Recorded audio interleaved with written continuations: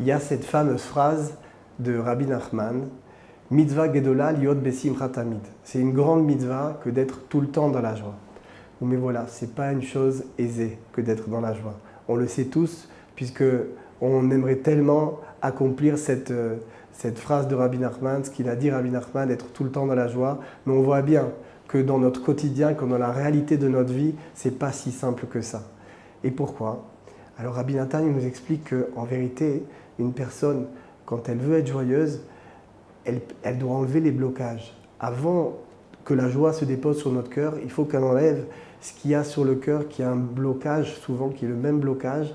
Et ce blocage-là, c'est quoi? C'est la course à l'argent. La passion de l'argent, c'est quelque chose d'horrible dans la vie d'une personne. Pourquoi? Parce qu'en fait, cette personne, elle est en permanence en train de courir, en permanence dans une course effrénée et en permanence, malgré qu'elle arrive à obtenir encore et encore de l'argent, en réalité, elle se sent toujours affamée. Elle n'est jamais rassasiée. Toujours, elle veut encore. Donc, c'est une sensation, une situation comme d'un pauvre.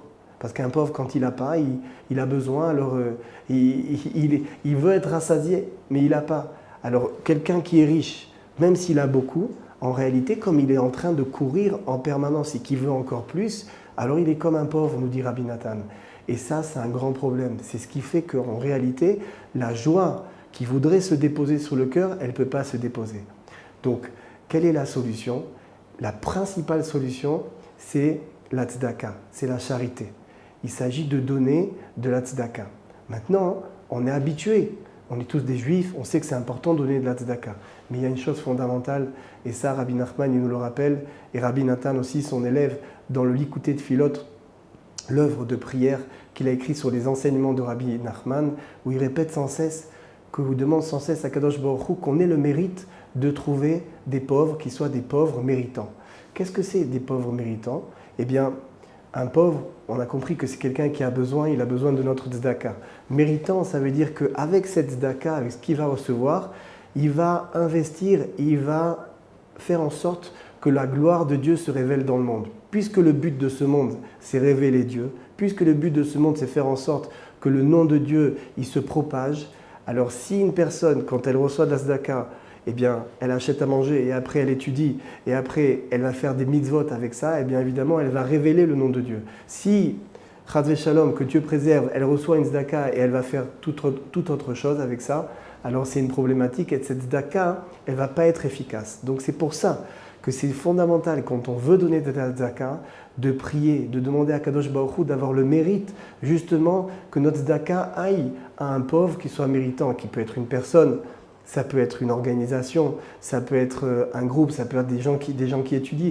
Bref, il y a toutes sortes de personnes qui peuvent bénéficier de cette tzedaka. Mais l'important, c'est de viser juste, c'est de viser au bon endroit. Évidemment, comme nous, on est aveugle, comme nous, on ne voit pas, on ne peut que se fier à Kadosh Baruch Hu pour donner au bon endroit. Et une fois que justement, on va, grâce à cette tzedaka que l'on donne de façon abondante et de tout cœur, et au bon endroit, alors on va réussir à commencer à juguler cette mauvaise passion de l'argent et arrêter cette course effrénée. Parce qu'évidemment, quelqu'un qui court comme ça en permanence, c'est écrit « Marbe nechassim, marbe dagot ». Plus on a d'affaires, plus on va avoir d'inquiétude. Et ça, c'est véritablement pas une vie. Et ça fait en sorte que notre cœur, il va être crispé et la joie ne va pas pouvoir se reposer.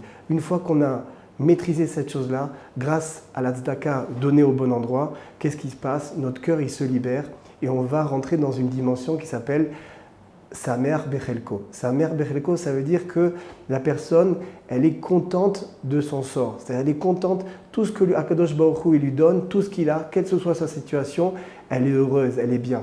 Et évidemment, le traité des pères, il nous dit Ezeu Hachir à sa mère Bechelko. Qui c'est qui est véritablement riche? C'est celui qui est heureux de sa situation. Alors vous comprenez que si vous sentez que la joie n'est pas là dans votre vie, vérifiez du côté de cette petite course à l'argent parce qu'évidemment, on est tous un peu affectés, plus ou moins affectés par cette passion-là de l'argent, mais chacun il doit faire ce travail-là personnel, de se dire combien de temps je passe par jour à courir après l'argent véritablement, à penser à l'argent dans mon esprit en permanence. Alors il faut essayer de se débarrasser de ça, en tout cas de cette inquiétude permanente de gagner encore plus d'argent. Ça ne veut pas dire ne pas travailler, mais on peut travailler. Et pendant qu'on travaille, ne pas être complètement crispé et inquiet par rapport à l'argent. On peut travailler et penser justement que bientôt, grâce à ce travail, je vais pouvoir avoir un peu d'argent pour faire des mitzvot, pour étudier la Torah et pour révéler Dieu dans le monde. Bezrat Hashem, je vous souhaite à tous d'avoir une joie extraordinaire.